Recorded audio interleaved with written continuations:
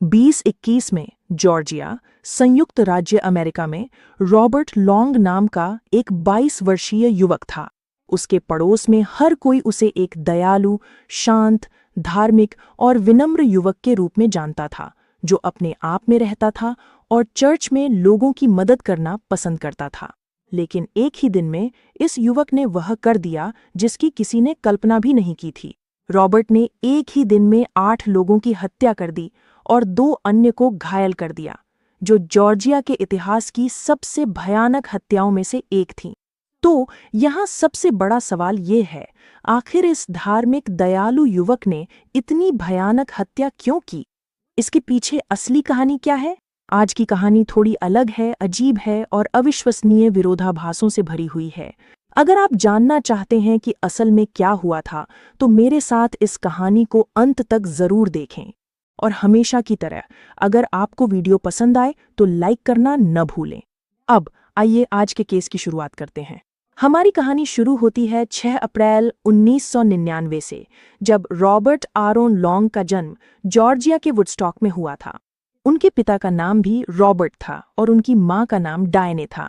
Robert ने Woodstock के एक फार्म में अपने परिवार के साथ बहुत घनिष्ठ माहौल में बचपन बिताया। घर में उनकी परवरिश बहुत अच्छी हुई थी। बस एक अलग बात यह थी कि उनका परिवार बेहद धार्मिक था। वे लोग जो हर दिन चर्च जाते हैं। उनके पिता चर्च में एक महत्वपूर्ण व्यक्ति थे और कोई भी धार्मिक कार्यक्रम उनके बिना नहीं होता था। उनके चर्च में एक पादरी थे जिनका नाम जेरी था। वह रॉबर्ट के पिता के काफी करीब थे और अक्सर व्यभिचार, समलैंगिकता और शराब पीने के खिलाफ उपदेश देते थे। इन सबको भगवान के सामने बड़े पाप बताते थे। रॉबर्ट को बचपन से ही चर्च जाना बहुत पसंद था। वह हर गतिविधि और मिशन ट्रिप में हिस्सा लेता था। उस समय चर्च ही उसकी सबसे पसंदीदा जगह थी। जब वह सेकोया हाई स्कूल में दाखिल हुआ तो वह पूरी तरह से अनजान था। यहाँ तक कि उसके क्लास के 400 से ज्यादा टॉप स्टूडेंट्स ने भी द वॉशिंगटन पोस्ट को बताया कि वे अपने ज्यादातर सहपाठियों को जानते थे, लेकिन उनमें से कोई भी रॉबर्ट को नहीं जानता था या कभी देखा भी नहीं था। ये क्या दर्शाता है? कि रॉबर्ट बहुत शर्मीला, अकेला था और उसके कोई दोस्त नहीं थे। हालांकि एक घटना ऐसी थी जिसने स्कूल में लोगों का ध्यान उसकी ओर खींचा। एक दिन एक छात्र ने स्कूल के सुरक्षा गार्ड के लिए नस्लभेदी बातें कहीं। रॉबर्ट चुप नहीं रहा। उसने उस छात्र का सामना किया, उस पर चिल्लाया, उसे गंदा और अभद्र कहा और कहा कि गार्ड के साथ इस तरह बात करने का कोई हक नहीं है। यह घटना महत्वपूर्ण है क्योंकि हम बाद में फिर से इस पर लौटेंगे। इस कहानी में नस्लवाद का मुद्दा फिर से सामने आएगा। हाई स्कूल के दौरान रॉबर्ट का पूरा ध्यान धर्म पर ही केंद्रित था। वह फर्स्ट थिंग्स नामक एक धार्मिक क्लब के सदस्य थे, जो युवाओं को सार्वजनिक स्कूलों में ईसाई धर्म फैलाने का तरीका सिखाता था। लेकिन जब उन्होंने स्नातक किया तो उनकी जिंदगी पूरी तरह बदल गई। वह एक रास्ते पर थे, फिर अचानक 180 डिग्री घूमकर बिल्कुल विपरीत दिशा में चल पड़े। शुरुआत में उन्होंने पड़ोसियों के लिए छोटे मोटे काम किए, आसपास की चीजें ठीक कीं, फिर उत्तरी जॉर्जिया के कमिंग शहर में एक विश्वविद्यालय में दाखिला लिया, जो उनके माता पिता के घर से लगभग 45 मिनट की ड्राइव पर था। दुर्भाग्यवश वह अपनी पढ़ाई पूरी नहीं कर सके। 1 साल बाद उन्होंने पढ़ाई छोड़ दी। 2018 में उन्होंने अपने परिवार के चर्च में औपचारिक रूप से बपतिस्मा लिया, जो उनके लिए एक बड़ा फैसला था, क्योंकि उन्हें लगा कि धर्म से भटकने के बाद अब उन्हें सही रास्ते पर लौटना चाहिए। लेकिन हालात ज्यादा समय तक ठीक नहीं रहे।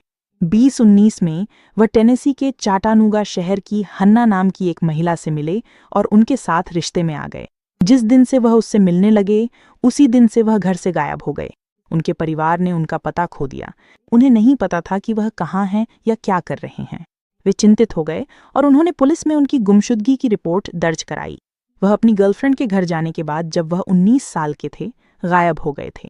लंबे समय के बाद रॉबर्ट घर लौट आए, लेकिन अजीब बात यह थी कि जिस दिन से वह वापस आए वह पूरी तरह से बदल चुके थे। जब वह लापता थे उस दौरान क्या हुआ था, हमें ठीक नहीं पता, लेकिन इतना तय है कि जिस दिन से वह लौटे, रॉबर्ट एक चीज के प्रति जुनूनी हो गए। रॉबर्ट को अश्लील फिल्में देखने की लत लग गई और उन्हें इस बात की जबरदस्त चिंता होने लगी कि यह लत उनकी जिंदगी को बहुत बुरी तरह से बर्बाद कर रही है। इतना ही नहीं, वह संदिग्ध मसाज पार्लर और स्पा सेंटर्स में भी जाने लगे, जो उनके पालन पोषण और उनके धर्म की शिक्षाओं के बिल्कुल खिलाफ था। अजीब बात यह थी कि रॉबर्ट ये सब करने के बाद घर लौटते तो भयानक अपराध बोध से भर जाते, खुद से नफरत करते, कहते कि वह भगवान से भटक गए हैं और वह गंदे हो गए हैं। वह अपने पालन पोषण में मिली मान्यताओं और उन इच्छाओं के बीच एक हिंसक आंतरिक संघर्ष में जी रहे थे, जिन्हें वह नियंत्रित नहीं कर पा रहे थे। टाइलर नाम के एक रूममेट ने बताया कि रॉबर्ट उसे सब कुछ बताते थे और हमेशा कहते रहते थे, मुझे लगता है मैं अंधेरे में जी रहा हूँ, मुझे लगता है मैं बार बार पाप करता जा रहा हूँ। वह अपनी सभी समस्याओं के लिए पोर्नोग्राफी की लत को दोषी ठहराते थे। उन्होंने खुद को आज़ाद करने के लिए हर संभव कोशिश की। उन्होंने अपनी इंटरनेट उपयोग पर सख्त सीमाएं लगा दीं, खुद को फ़ोन से वंचित कर दिया, अपने सभी सोशल मीडिया अकाउंट्स डिलीट कर दिए और बिना इंटरनेट वाले कंप्यूटर का इस्तेमाल किया। लेकिन दुर्भाग्यवश ये सभी प्रयास असफल रहे और वह बार बार उसी नरकीय चक्र में लौटता रहा।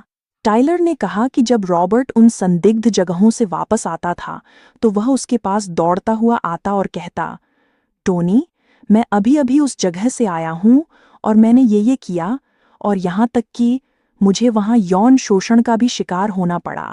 कल्पना कीजिए, इस युवा की मानसिक स्थिति कितनी टूट चुकी थी।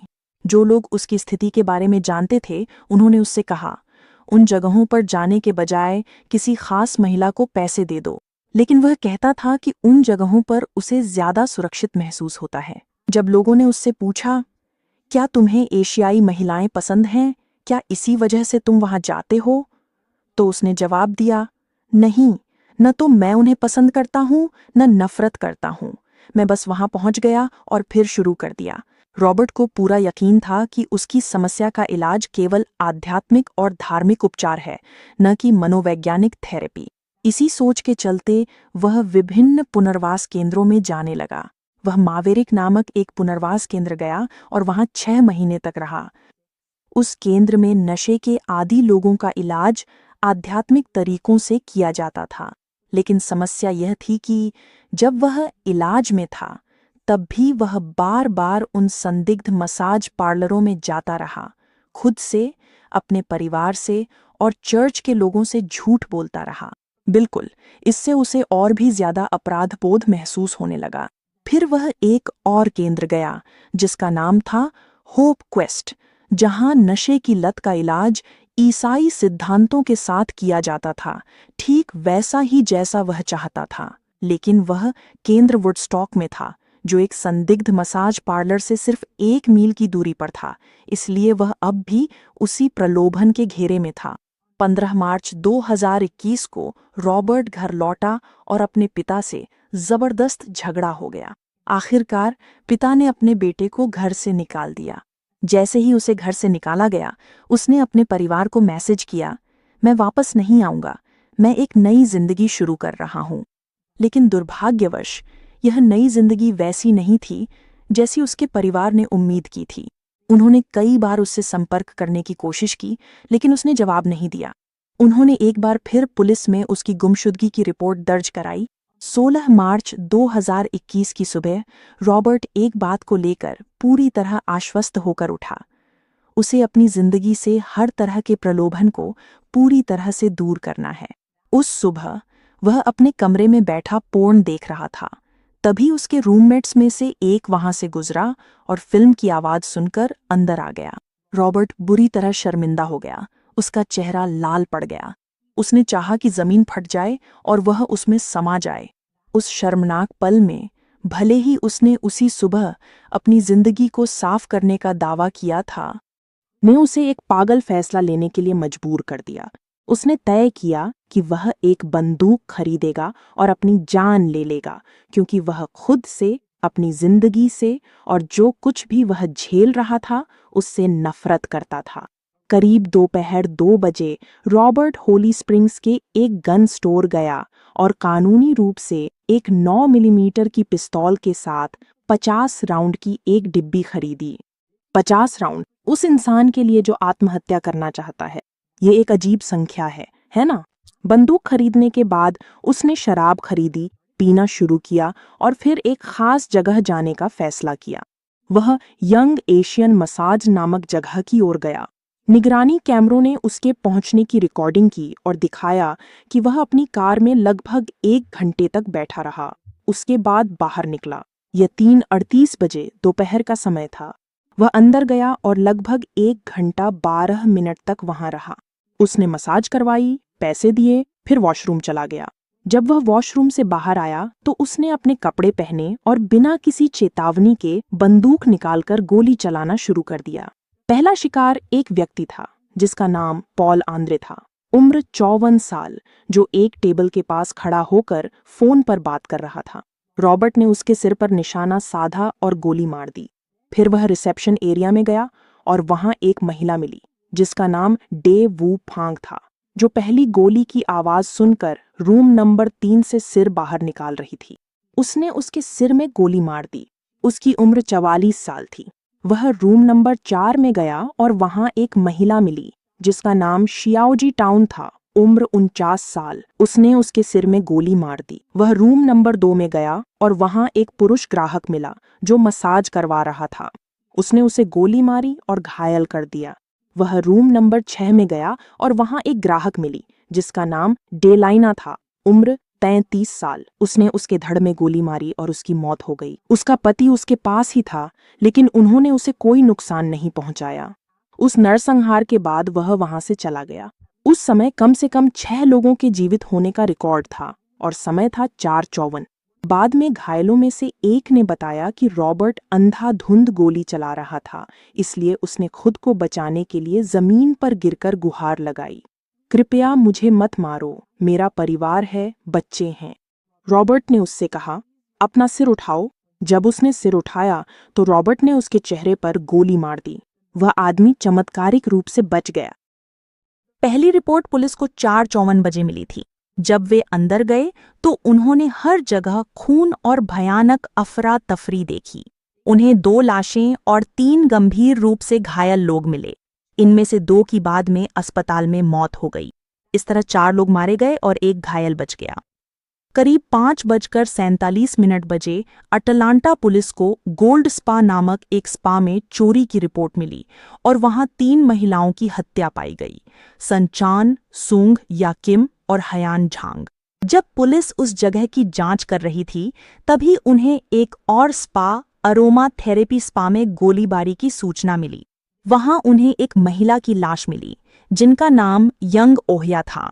कोरियाई अखबार की एक रिपोर्ट के अनुसार गोल्ड स्पा की एक कर्मचारी भागने में सफल रही और उसने बताया कि हमलावर चिल्ला रहा था, मैं सभी एशियनों को मार डालूंगा, लेकिन यह जानकारी पुष्टि नहीं हुई है। एक अन्य गवाह ने बताया कि जब हमलावर अरोमा थेरेपी स्पा पहुंचा तो उसने दरवाजा खटखटाया और जैसे ही दरवाजा खुला उसने तुरंत गोली चला दी और फिर भाग गया, जिससे यह स्पष्ट होता है कि वहां केवल एक ही व्यक्ति की मौत हुई। शायद हथियार जाम हो गया था या गोलियां खत्म हो गई थीं। पुलिस ने इन घटनाओं के बीच गहरी समानता देखी। इलाके के सभी मसाज सेंटरों में गश्त बढ़ा दी और FBI को बुला लिया। जैसे ही निगरानी वीडियो जारी किए गए, रॉबर्ट के अपने परिवार ने उनमें अपने बेटे को देखा और पुलिस को फोन कर बताया कि वही है। उन्होंने पुलिस को यह भी बताया कि रॉबर्ट की कार में ट्रैकर लगा है, जिससे पुलिस उसे ढूंढ पाई और पीछा करने के बाद गिरफ्तार कर लिया। 17 मार्च को रॉबर्ट पर 8 लोगों की हत्या का आरोप लगाया गया और जिला अटॉर्नी ने कहा कि वह उसके लिए मौत की सजा की मांग करेंगे। रॉबर्ट ने चेरोकी काउंटी में अपना जुर्म कबूल कर लिया और उसे बिना पैरोल के उम्र कैद की सजा सुनाई गई, लेकिन फुल्टन काउंटी में उसने खुद को निर्दोष बताया। जब उससे पूछा गया कि उसने ऐसा क्यों किया तो उसने कहा कि शुरुआत में वह खुद को मारना चाहता था, लेकिन फिर उसने सोचा कि अकेले खत्म करने के बजाय वह पहले लोगों की मदद करेगा। कैसे मदद करेगा? इन जगहों पर वे जो पाप कर रहे थे उनसे उन्हें शुद्ध करके, और फिर वह खुद को मार लेगा। इस मामले ने संयुक्त राज्य अमेरिका में जबरदस्त आक्रोश पैदा कर दिया। एशियाई अमेरिकियों ने मार्च निकाला और अपने अधिकारों की मांग की। इसे घृणा अपराध बताया। राष्ट्रपति जो बाइडेन ने पीड़ितों के सम्मान में 4 दिनों के लिए संघीय इमारतों पर झंडे आधा झुकाने का आदेश दिया। और आज तक फुलटन काउंटी में मुकदमा अभी भी चल रहा है, जिसमें जिला अटॉर्नी मौत की सजा की मांग कर रहे हैं। आखिर में मैं आपकी राय इस कहानी के बारे में जानना चाहूंगा। क्या रॉबर्ट को मौत की सजा मिलनी चाहिए?